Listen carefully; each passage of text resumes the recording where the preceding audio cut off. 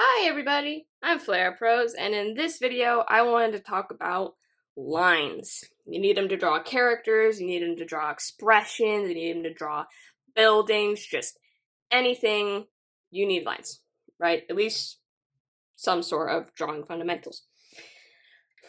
So, in this video, I wanted to talk about that, and I decided I wanted to do traditional because a lot of people do it. I wanted to try something different. I'm going to keep it very simple because I want this to be a video where anyone can do it. You don't need any special supplies. This is just very simple printer paper. We got a ballpoint pen. I'm going to be using this a little bit. Really, I specifically only, it's just a cheap ballpoint pen. Specifically, I only love these click ones, click release. Because the other ones that are just like normal pens, they leak. And so I get just teeny little blotches of ink that I'll maybe smudge. So I don't like that. And then if you want, I like mechanical pencils because you don't have to sharpen it constantly. This is just a cheap mechanical pencil. It's been around for a while. You can see that the tip broke off a long time ago. I feel like I remember doing that. Eraser's gone. So I won't be erasing in this video because I don't have one on me right now. This one's a bit more fancy, but you can just use any normal pencil. This is basically what this is. It's a Statler. It's a clutch pencil, so that means that you can just press on it, and then this clutch will release or hold on to this piece of lead. And this is just basically like the pencil lead you'll find in school pencils kind of thing, and you can just refill it if you want. This tip does come off, and then this little hole, there's a sharpener in it, but you do have to tap it out when you're done because the lead stays in there. So I'll be using this a little bit too. We're just keeping it simple. 3 things. If you do want to get into more fancier supplies, you can find different types of pens. There's dip pens, there's brush pens, there's somewhat stiffer brush pens where they don't just like watercolor pens kind of thing. You got markers, you got so many other things. Again, in this video, I'm only going to use these 3. In terms of paper, I always started with printer paper and newspaper and stuff. So in this one, for example, I just ripped out notebook paper from a thing. You can see I did this poorly, but I didn't care.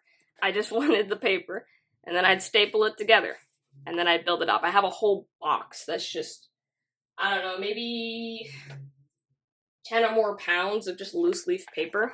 And then this is just normal printer paper. I use pencil. I do like pen because it shows up better on paper, especially like this paper. But you can't erase it. But if eventually you do want to get a sketchbook, I like Strathmore. Specifically, I like 2 sizes, right? This one is a 9-inch by 12-inch. Really good. It's just a good size if you really want to fill up the pages. At the beginning, on the front cover, I'll write when I start it, and then I'll write when I finish it, right? You don't have to finish them in a month. You don't have to finish them in a week or a year. You can set that if you want to, but all you have to do really is just finish it at some point. The second thing I like is this size. It's a 5x5 and 8x5 inch. So it's smaller, it's handheld, you can carry it around more. You can't really draw too big in it, but it's just great for carrying around and having handy. So those are the notebooks I've always gone to. I specifically, I specifically only really like the spiral ones because when you flip it, you can just lay it loose, and I'm right-handed, so I don't brush up against it. If you're left-handed, you might not like it, or you just flip it, maybe. if you wanted to. But I like it because it can lie flat. A lot of people like it because of that. First thing I'm going to talk about is line quality. The biggest line you'll see starting out is this one. I'm sure you guys all know this. The infamous scratchy line. The chicken scratch. This, you just, you just build up something through tiny little scratches. And the reason it comes out like this is generally this comes from a place of fear, right? You kind of know where you want it to go, right? Let's say you want a line to go in this direction, right? They know that they want it to go there, but they're kind of scared to go in one big swoop, right? So they just hatch it out. Now, one thing Mike Matesi likes to say is think of lines as thoughts, right? Think of a line as a thought. If we go through that method, then these are all just short, choppy little thoughts. But all you want to do is go in this direction, right? So the problem is then you're doing so many tiny thoughts just to do one big thought. You should learn how to do longer lines for just one thought, right? So the problem with this is just you're like, oh, I kind of see, you're afraid to go into the big ones because you never have control over the lines. You have control over tiny lines. So you go like, I'll get there eventually, but I'll go with what I'm comfortable with, right? So the way to fix this is to learn how to do longer lines. First thing you want to do is you don't want to draw from your wrist. If you draw from your wrist, you have that much range of motion. You don't have very much, and that's what we tend to use when we do the scratchy line. So if you just stick to your wrist, you're limiting your range of motion. You're going to be generally going into detail, and it's going to also hurt your wrist over time. You're going to be generally like squeezing really hard, and you're pushing really hard on the tip of the pencil. So it's just going to give yourself either carpal tunnel or an overuse injury before long. So you want to be very loose holding your pencil. You want to hold it loose enough. I can't remember where I learned this from, but you want to hold it loose enough that you can just take it from your fingers, right? Loose, tight enough that you can still hold it and it won't like flip out of your hand, right? But loose enough that you can still grab it if you need to. Okay. So, wrist, limited range. If you go from your elbow, if you move from your elbow, you have much more range now. So we've already almost maybe tripled the range of motion we can get with the wrist. Now, if we bring in our whole arm, you have even more range now. And the thing with bringing in your whole arm to do it is now you're incorporating more of your body's kind of like energy. You can have more energy in your lines now. Whereas when you're doing it from your wrist, you're trying to control it. So you're squeezing all that energy into just this teeny little thing. And so you end up trying to just control all the lines to go exactly the way you want it to. So it's going to end up being stiff because you're not using your full body's energy, right? And that's why Mike Matesi, for example, he loves to draw with his whole arm because you're getting so much energy in there. And he talks about, getting energy and life into your line work, into your figures and stuff like that. And the only way you can do that is if you bring the energy and the passion from your art into your lines. And you have to do that with your whole arm generally. Now, when you do want to so here's the pros and cons.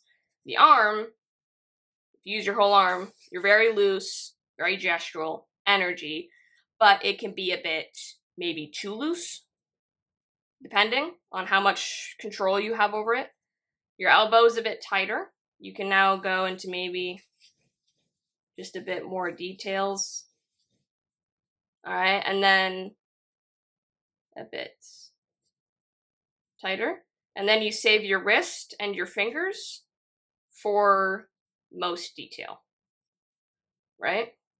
If you need to get into this tiny little circle, you can't really draw it that accurately with your whole arm, right? It can get a bit loose. That's when you go back down to your wrist.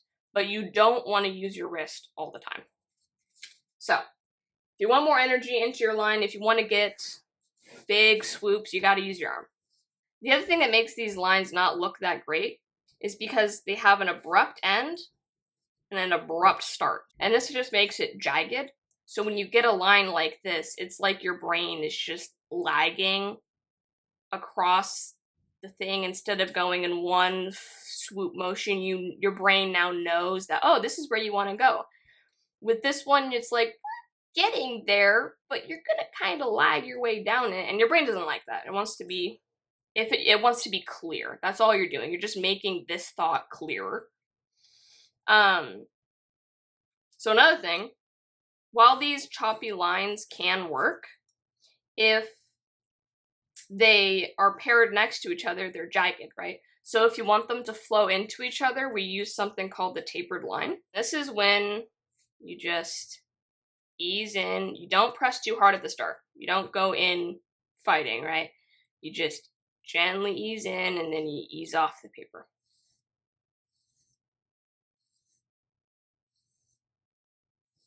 And then that makes this gradual fall off onto the end of the line and the start of the line. And it will then blend into any other line you put next to it, because we don't have that jagged start and that jagged end. Mike Matese likes to think of doing this as an airplane coming in, touching down on the ground, and then taking back off, right? Ease in, ease out. So since people get scared of going longer than short lines because that's what they know to control, right? They can go short distances. There's a thing called ghosting. And that's when you make two dots and you do the action of drawing the line before you put the line down on the paper. So you make sure you think you can hit it and then you hit it, right? When you're, so start out with shorter lines, just a little bit longer than the lines maybe you're used to making. Try to make it tapered if you can. You don't have to, but this is a good time to practice that too. And then just slowly make them a bit longer. I can do it because I've been practicing this a long time. I know how to hit the same line pretty much in the same spot all the time. But almost all the time, I still mess up. I still miss sometimes, and I have to go back and do it. But I've practiced a lot. So,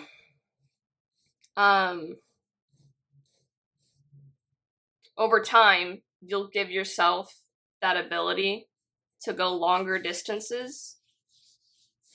Oh, I missed it. See? You'll go longer distances, and you'll still be able to hit it. Now, maybe draw circles, because that's a bigger spot for you to hit, and then you can make the circles smaller if you want to learn to get more pinpoint.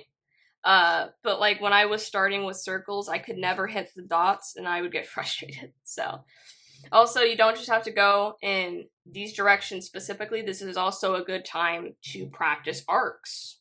So you could do this, but now you do an arc instead of a straight line, right? And that can be a bit more difficult. So you can do angles. You can start to connect lines, go different directions. This is a good time to practice that.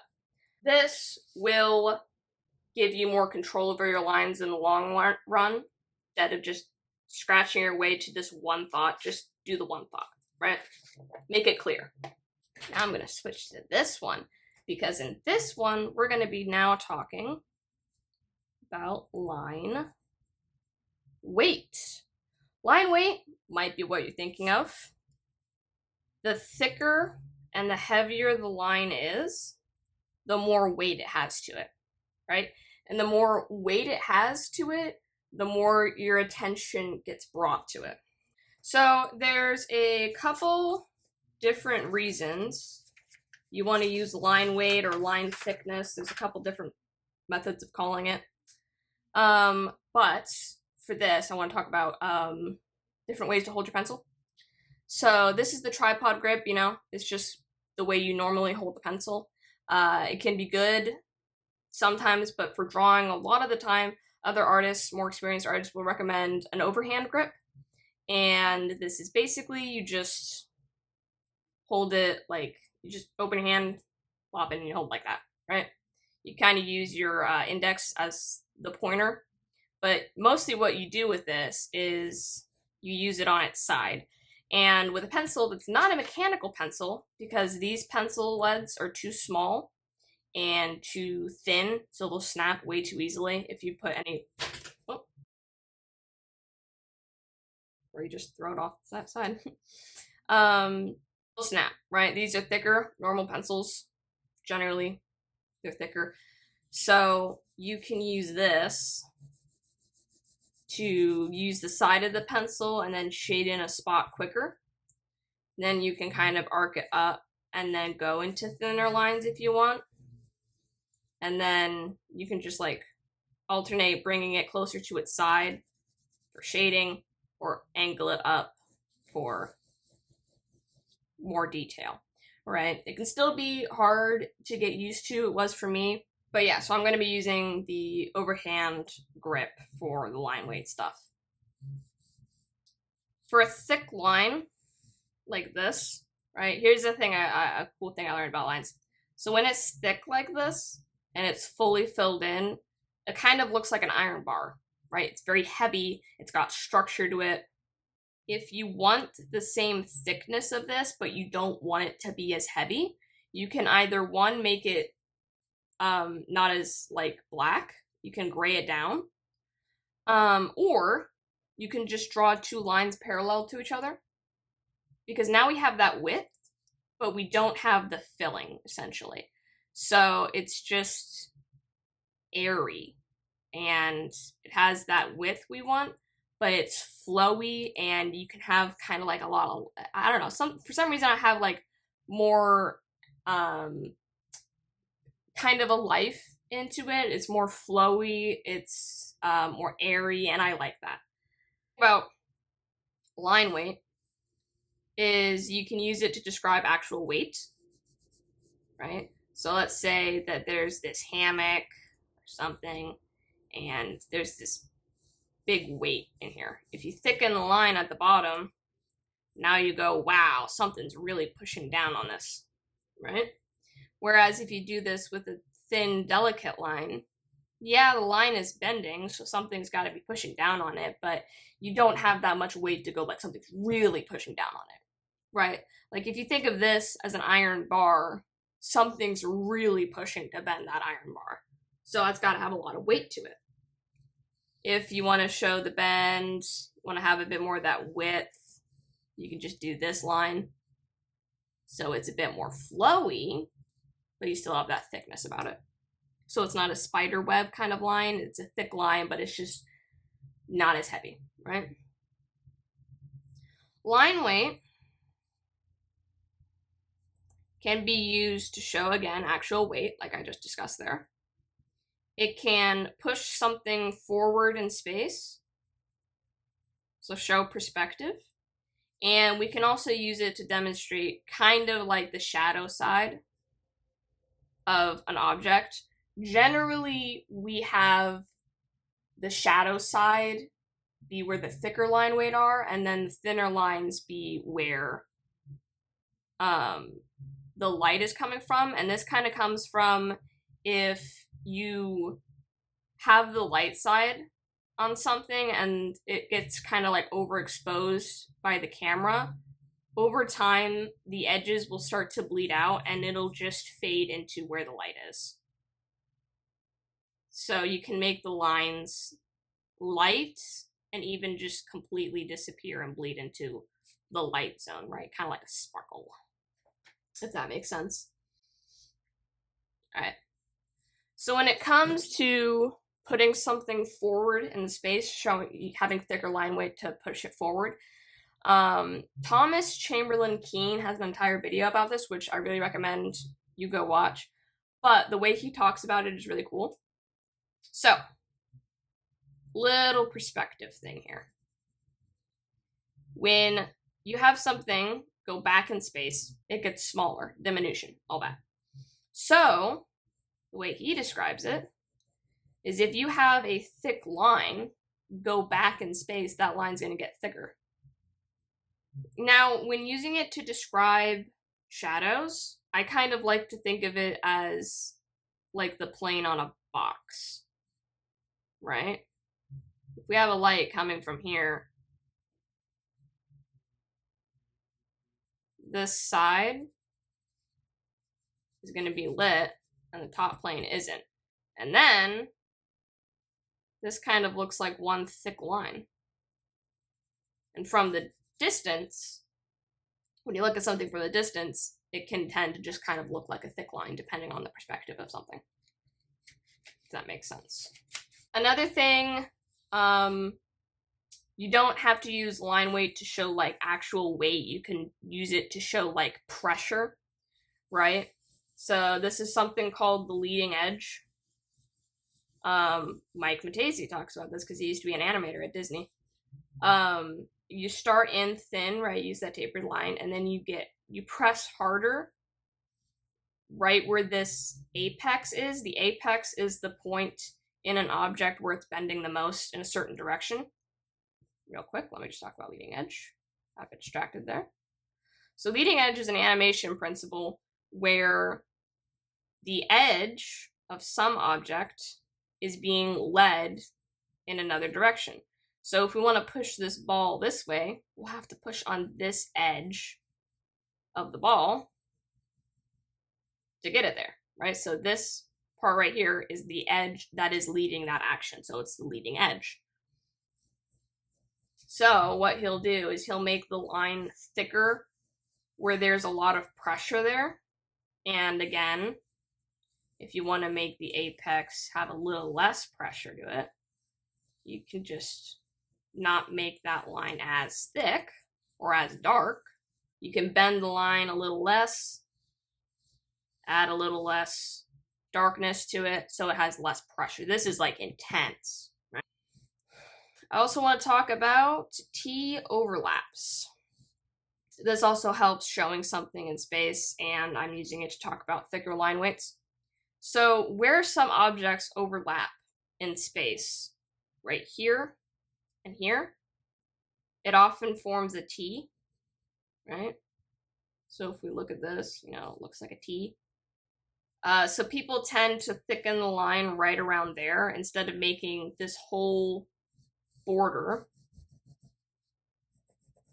thick. You can do that, but if you don't want to do that, if you just want to separate them and you don't want to make the whole thing thicker, you can just make the line thicker where they intersect at these T intersections.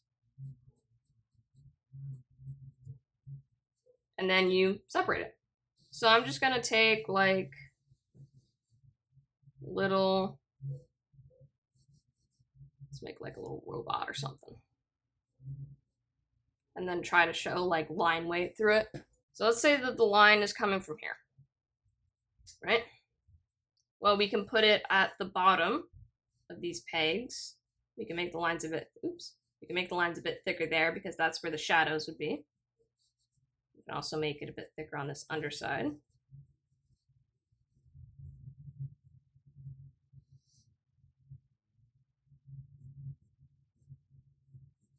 And then make it a bit thinner towards the top because that's where the light is. Yeah, well, the plane would be in shadow there. We also made it a bit thicker here because this spot right here, T intersection, do that to separate it. And then if we want to use a thin line to just separate maybe a plane, but we don't want to make it obvious that the plane is separating, Ben Emlyn calls these whisper lines, so that's pretty cool. They're just tiny little lines. They're like those spider like those delicate spider webs, they just show that there's a plane change. When it comes to a character, you'll typically see like this dark line or this dark kind of triangle under their neck, under their jaw. And that's because their jaw casts a shadow on their neck. So that's why that's there. It's not going to be there if they lift their jaw up, right? There's not going to just suddenly still be a shadow there, right? It's going to be, I just now remembered that I can't erase. The light is now hitting this area, so there's not going to be that, like, they're looking up. There's not going to be this line at the bottom here, right? Because it's getting lit. So just keep that in mind. All right, now we're going to talk about using lines to describe form. So lines are leading tools, right? They lead our eyes in a direction. We can use this as, like directional forces to guide an eye around a page and the overall thing, or we can use lines to lead our eye around the planes of an object and use it to describe its form. So take, for example, a circle. I know I drew a box there, but we're going to do a circle instead. If you draw just straight up and down lines on it, it's not a circle, it's not a sphere anymore, it's just a circle because we have flattened it. That's what this is from a side view, right? It's not a sphere. If we want it to describe a sphere, these lines have to wrap around the form of the ball, right? Some artists like to describe this as imagining you're wrapping a rubber band around it. It's helpful to also draw through the object. Draw a little thinner on the other side because you want this line to come forward.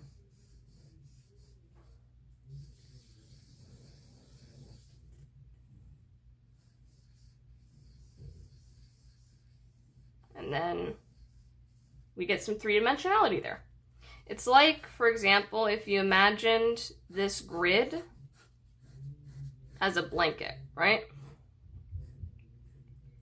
And if you push something into that blanket, it's going to wrap around the ball.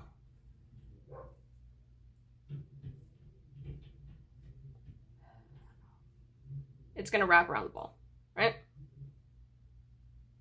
So you can either think of it as you're dropping a grid blanket on it or you're wrapping rubber bands around it, but you want to go around the form. And you can even use a cylinder. You don't have to just stick with balls and boxes.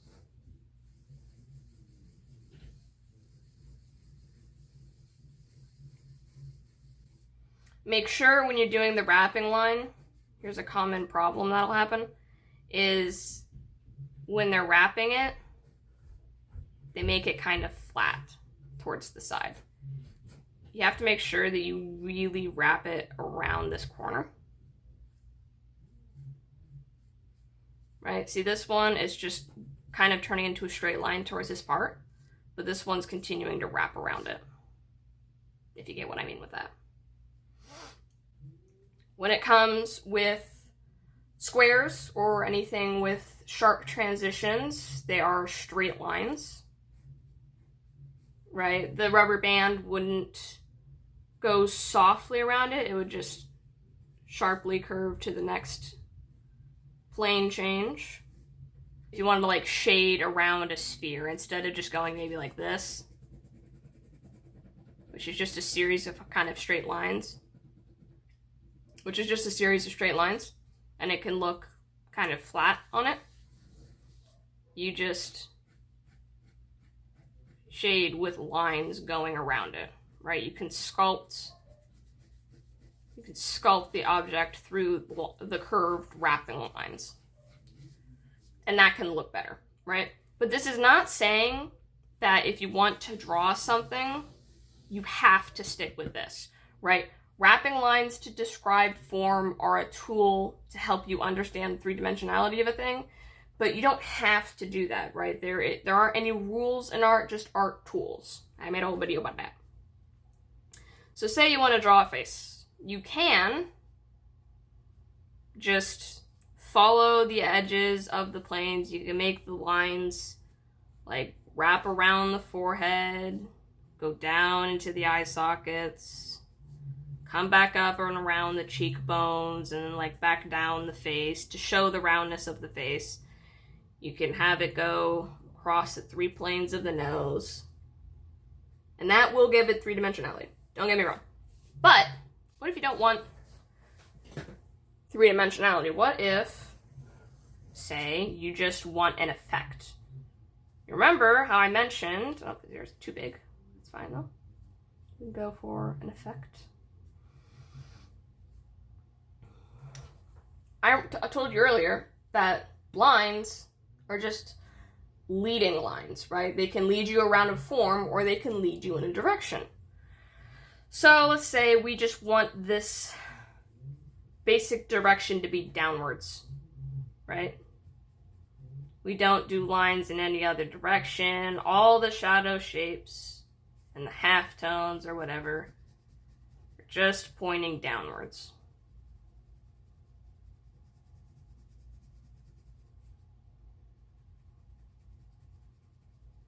You bring them closer when you want it to be darker. Have more space between them when you want it to be lighter. And when we do this, it has a neat kind of effect because in a way it does flatten the form, right? Because it's not wrapping around the form, so it doesn't in effect flatten it. But we're getting another effect with it. It kind of feels like those impact frames in, you know, like animation where someone gets blasted with something and then all the lines just stretch in this direction to show that overpowering force. It kind of feels like that with this, right?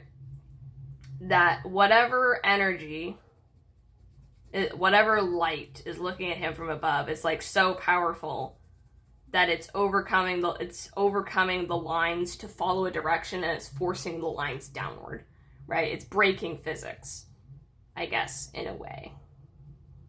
And this can make this scene kind of extra spooky, if you want it to be spooky. That's kind of what I think with that line. I like drawing like this sometimes. I don't always make my lines conform to the form of an object. Most of the time, I'll just kind of like hatch in one direction. Like if I have a neck, I'll just kind of hatch in one direction. Whereas if I was supposed to follow the forms, I would be curving the lines. Which is fine too. You can do both. I think both look cool for each purpose. All right, so that's that. I hope you guys learned something from this. I hope it was useful. Let me know what you think about me just recording myself doing it traditionally, how you think about that, if you like it, if you don't. I might do some more stuff like this in the future. Until then, I will see you next time, and I hope you have a great day.